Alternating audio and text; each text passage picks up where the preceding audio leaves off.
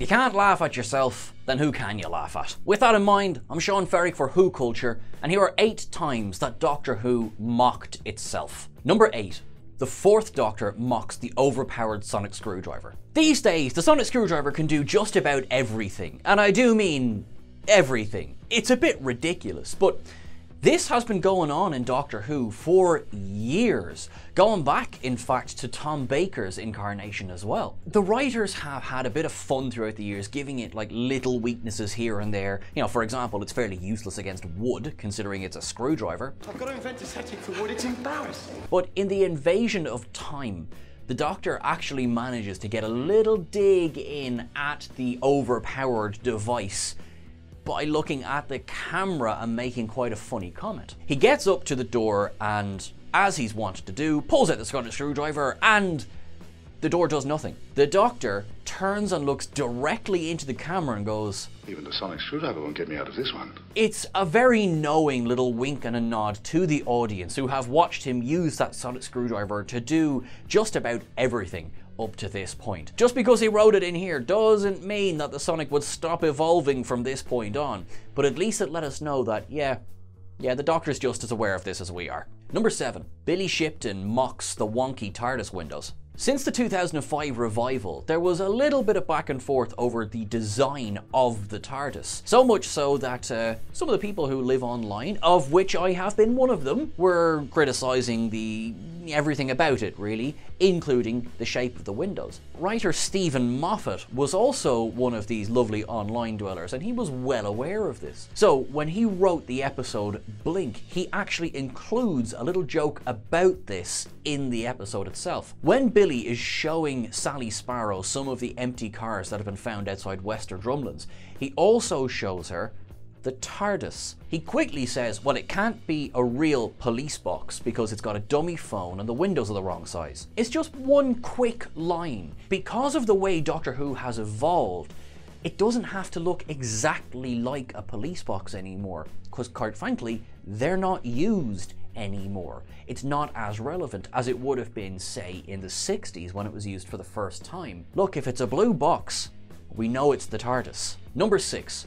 The 10th Doctor mocks the unit dating controversy. There is a little bit of a behind-the-scenes and on-screen snafu when it comes to UNIT, that back in the 70s and the 80s it got a little bit confusing as to what year it was and what was going on, and quite frankly, it's never made sense, so just don't try. In the Season 4 episode, The Sontaran Stratagem, the Doctor actually addresses this fact as well, in a little tiny, just a little gag about it. Something that was kind of saying to the fans, we're just as confused as you are. The Doctor's explaining to Martha that he used to work with UNIT in the 70s, and then he pauses and goes, or was it the 80s? Simple as that. That's all they say, and there's no more attention brought to it, but it's just enough to let people know that, yeah, we're in on the joke. We get it. Number 5. The 12th Doctor mocks the fact that everyone is usually evil. When you've encountered as many bad guys as the Doctor has throughout time and space, you start to get a little bit of a complex. You know, kind of, oh, I'm going to land on this planet, I'm going to bring my new companion, oh, they're dead. You tend to start expecting the worst. In Twice Upon a Time, which was Peter Capaldi's final episode as the Doctor, Doctors 1 and 12 encounter the Testimony Foundation. Now, these glass avatars, initially, we start to think, yeah, these guys are clearly bad guys. Especially when the pretty dead Bill shows up. Late in the episode, we discover that, actually, no, they're not bad guys. And the Doctor turns around and says, I don't really know what to do when there isn't an evil plan. When you have the show go on as long as it has already, and you have so many evil reveals, it's fun then to go, well, hang on, not everybody is bad. We get why you expect it, but it's not everyone across the board. That's alright then, there's a few Daleks in there as well. Oh wait, no, that's a good Dalek. Oh dear. Number 4. The 4th Doctor mocks the show's production values. Doctor Who did certainly have a reputation for a long time of looking a bit cheap. And you know what? They were producing a lot of stuff kind of on the fly. They did what they could and were hampered for a long time by what was actually available to them in terms of effects. Still, the bulk of Doctor Who's lifetime happened basically before television special effects really It was a long time until Game of Thrones, put it that way. The era of the 13th Doctor has brought Doctor Who into some of the best it's ever looked. Back with the 4th Doctor, not so much. In the serial The Destiny of the Daleks, the TARDIS arrives on a new planet and they go to look outside and they're met with a cliff wall. And the Doctor goes, Oh, look, rocks! Clearly, this was a nod to the fact that every week the TARDIS was touching down in another quarry somewhere, because that was the most popular filming location for Doctor Who. It was getting on a little bit. We knew he was going to end up in a quarry. Can we just kind of skip this bit and move on? But that doesn't mean that we couldn't take a second to just be like, we're in a quarry. Number 3, the Master mocks the show's inconsistent history. In season 12, the episode Spyfall, Graham is talking to MI6 Agent O, who of course later turns out to be the new incarnation of the Master, about the Doctor. Agent O says that they have lots of files on the Doctor, but the thing is, there's a lot of inconsistencies, and this one contradicts that one, and that contradicts this one. And if you try and put all of the history of Doctor Who, if you had the headspace to do this and try and put it in chronological order, you will see it is littered with inconsistencies and changes here and there.